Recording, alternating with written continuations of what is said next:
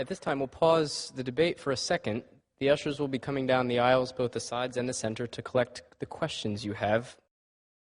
All right, so Dinesh, I want to know whether you believe that God answers prayer, and if you do think so, do you think that God sometimes does intervene in our world? And the more involved part of that is, if you think that God does not answer prayer, then I'd like to know, and that he doesn't intervene, I'd like to know in what sense you consider yourself a Christian.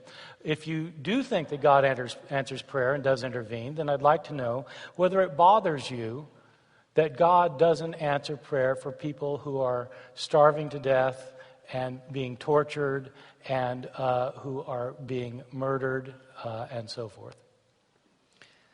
I think that God can and does answer prayer. I think that God can and does intervene in the world. He has, and I believe he still does. However, I see this intervention in the world as rare, as an expression of God's gratuitous love, and something that does not occur on a regular basis. In fact, if it did, there would be we could no longer speak of the lawfulness of nature. So a miracle, by definition, is a rare contravention of a natural law. But I do believe it does happen and has happened. Okay, for my turn. The problem of evil is often seen as a problem for the believer. I want to suggest it is a problem also for the unbeliever.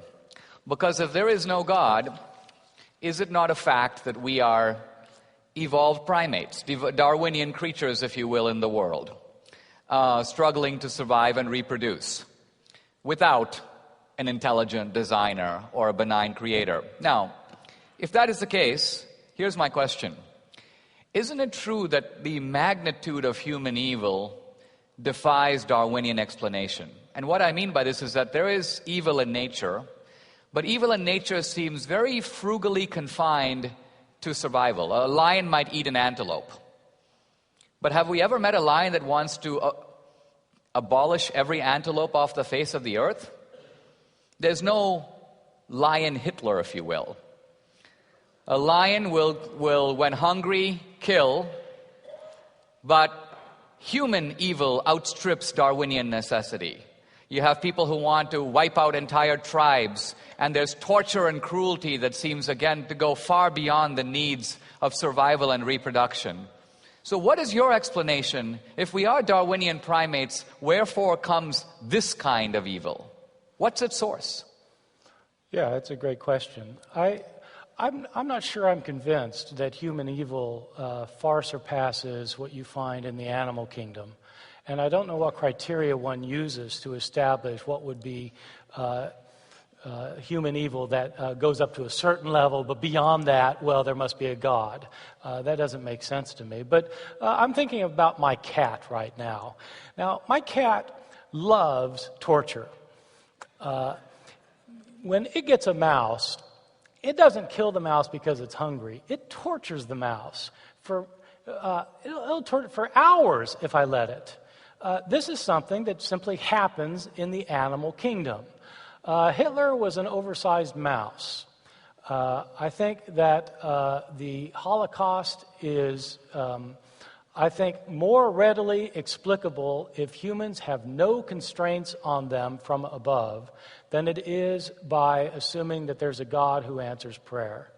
And so I don't see it as really a problem for, you keep referring to atheists, which I would consider myself to be an agnostic. I consider the enormity of evil in the world to be a much bigger problem for somebody who has faith in a God who created this world and is in some sense sovereign over this world and occasionally intervenes in this world. It's a much bigger problem for somebody of that sort than for somebody who simply says that it is, in fact, there's no divine person over this world in control of it, no loving creator who is in charge of it, that in fact we're just here by ourselves, and that's why there are tsunamis and earthquakes and hurricanes and holocausts.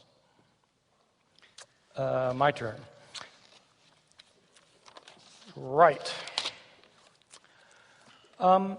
You suggested that somebody who suffers now may experience 1 billion years of happiness in the afterlife, and that therefore I'm not looking at the whole of Christian theology, only at a very small sliver.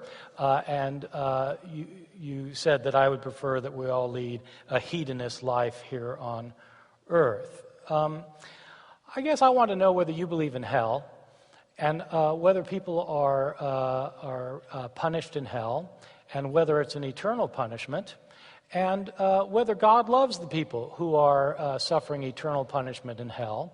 I'm especially thinking of, for example, somebody in, let's say, in some part of Africa, say in southern Africa, who has gotten AIDS, or somebody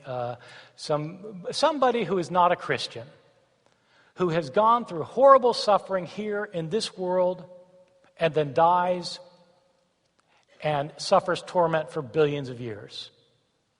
So I want to know whether you believe that, and if so, how that relates to your understanding of God.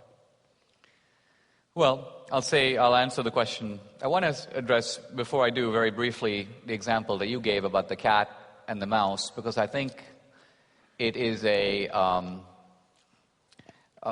a sense, based on a fallacy. The mouse who is being tortured by your cat is not being tortured in any sense that we mean the word torture. If someone is torturing me by playfully tossing me up and down with a big bayonet waiting for me to land on it, the reason I'm being tortured is that I can anticipate death. I can see it. I can imagine it. I have the cognitive faculties to apprehend it, and therein lies the torture. The torture is that I'm being playfully dangled before I'm going to be killed in a manner that I can anticipate. There's absolutely no sense that a mouse has the cognitive faculties. In fact, it seems that no animal does, to be able to foresee death, to know what death is like, to know that it is going to die. Why does it try to escape?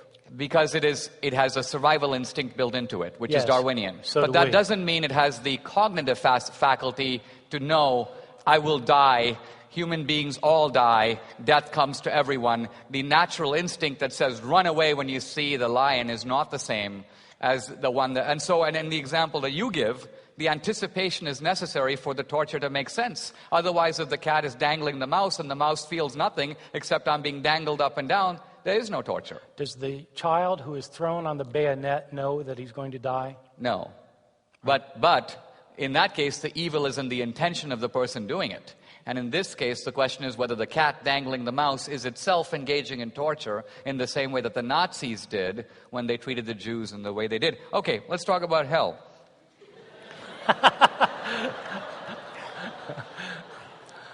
Having settled that one.